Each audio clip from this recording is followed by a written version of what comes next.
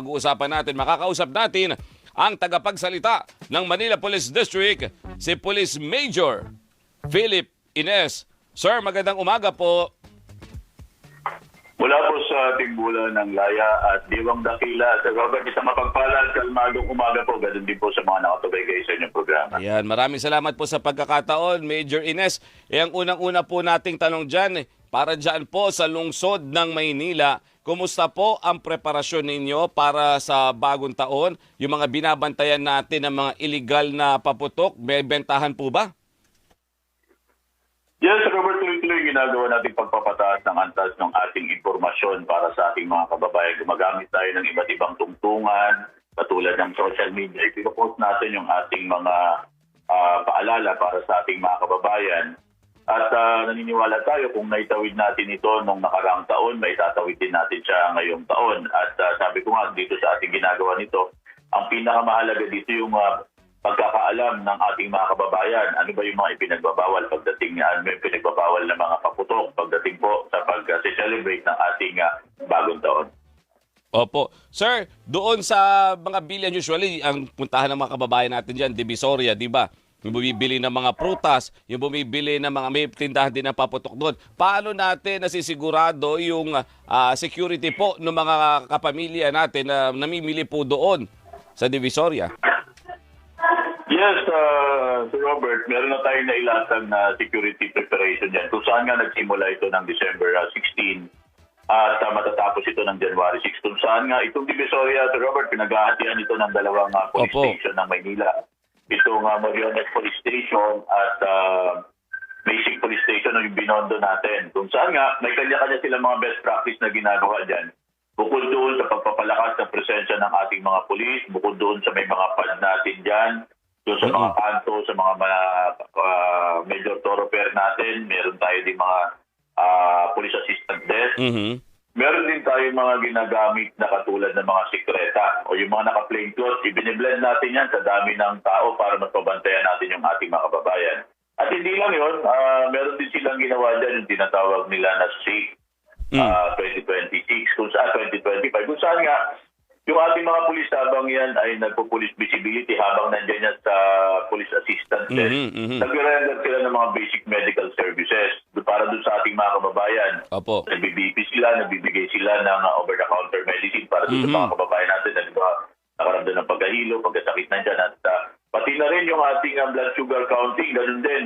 Sabi nga natin sa pamamagitan ng mga ganito, Sir Robert, na ipapakita natin yung ating malasakit para sa ating mga kababayan. Opo. Sir, isa pang tanong, usually kasi di ba kapag sinabi nating Divisoria, mga cases dyan, snatching, o kaya minsan may mga nanlalaslas, or kaya may mga gang. Meron pa rin ba ngayon ng mga ganyan dyan na umiikot-ikot? Or because of the visibility na ginawa ng MPDA, malaki yung ibinawas ng mga ito?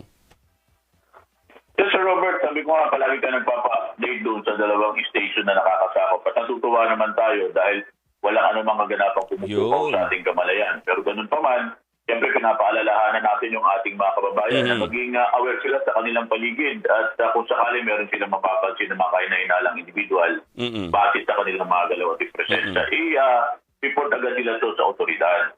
May mga pulis tayo sa bawat kanto, makikita natin nagpapatit. At hindi lang yun, gumagamit na rin tayo ng drone para makita natin yung ating mga kababayan. Sabi nga natin, lahat ng mga pamamaraan para mabantayan natin at mapataas natin yung antas ng pagbabantay sa ating mga kababayan dito sa lungsod ng Manila.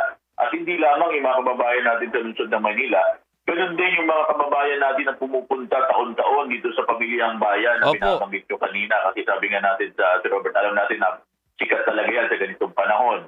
Yung ating mga karating syudad, yung ating probinsya natin, pumupunta talaga yung ating mga kababayan para dito mamili. At syempre sir, hindi rin mawawala yung mga sikat na pasyalan. Ito po Pasko, ang Luneta, 60,000 katao agad. Idagdag mo pa yung nasa Manila Zoo. Paano po yung preparation natin? In-expect ba natin na mas darami for the new year? Kasi may mga program pala sila dyan.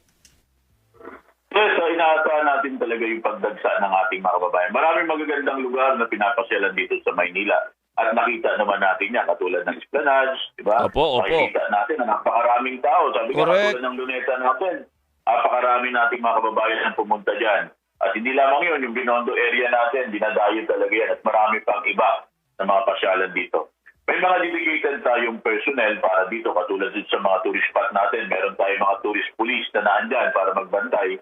At hindi lamang yun, tinutulungan pa tayo ng iba nating persa, katulad ng District Mobile Force Battalion. At pati yung ating mga admin duty personnel.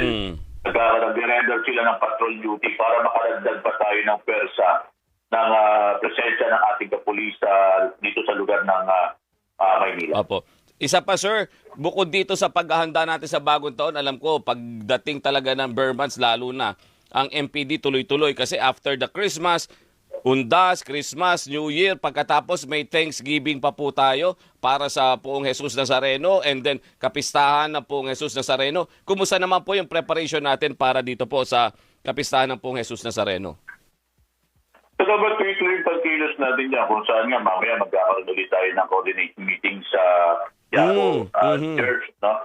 Kasama natin yung iba't iba natin mga senior officer para balangkasin yung mga gagawin pa natin. Titignan natin kung ano pa ba yung mga dapat nating i-adjust. Pero halos kompleto na ito. Halos sabi nga natin nakaset na lahat ito. Kaya lang sabi nga natin, dapat nating gawin ito para walang puwang na magkamali tayo sa paglalatag ng seguridad. Opo. Nung nakaraang taon Sir Robert, naitawid natin ng maayos kung saan mahigit 8 milyong mga kababayan natin ang bumagsak. At wala namang anumang kaganapang pumukaw sa ating mga samalan, naitawid natin siya ng maayos. At yun din naman po ang inaasahan natin ngayong taon. At yung dagsa ng mga tao, mukhang tama ba? January 9. Naku, ayun nga. Biyernes pa mismo yung January 9. Pag mga ganitong pagkakataon na major, mas ina-expect pa natin na po pwede pang mas dumami yung magpupunta dyan sa kapistahan ng Poong Jesus Nazareno, considering na January 9 ay natapat din ang Biyernes mismo. Tama kayo dyan, Sir Robert. Meron tayong mga activity dito katulad ng Thanksgiving procession sa Palig sa Quirino at saka yung Nazarene procession natin. Ito yung Thanksgiving natin, procession natin. December 30 ito yung magpapalit siya ng 31. Magkakaroon tayo ng procession at meron din tayong naka-schedule ng Palig sa Quirino Grandstand ng January 7. At syempre yung ating pista ng Jesus Nazareno kung saan January 8 ito. Kaya inaasahan natin talaga yung pagdagsa ng ating mga kababayan, yung mga diboto. At sabi ko nga, nabanggit ko nga sa iyo kanina, mahigit 8 milyon nung nakaraang na itala natin. At inaasahan natin na mas madaragdagan ito ngayong taon. Just the same, kahit madaragdagan ito, ang puwersa ng Manila Police District ay ready na magbigay ng security po para dito at para hindi rin mapurnada, magkaroon ng problema doon sa ruta po ng prosesyon ng Nazareno. Tama kayo dyan, Sir Robert. Hindi lang Manila Police District kung hindi.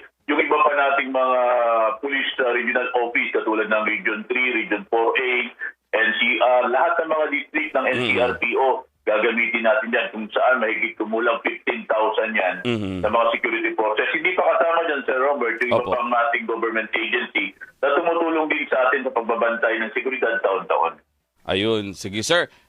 Dalangin natin siyempre ang isang payapa, ligtas na pagsalubong sa bagong taon at ang paghahanda sa kapistahan ng Poong Jesus Nazareno. For the meantime, Major Philip Ines, maraming salamat po sa inyong oras at siyempre maraming salamat sa buong puwersa ng MPD na tuloy-tuloy po na nagbabantay para sa seguridad ng ating mga kababayan. Thank you, sir.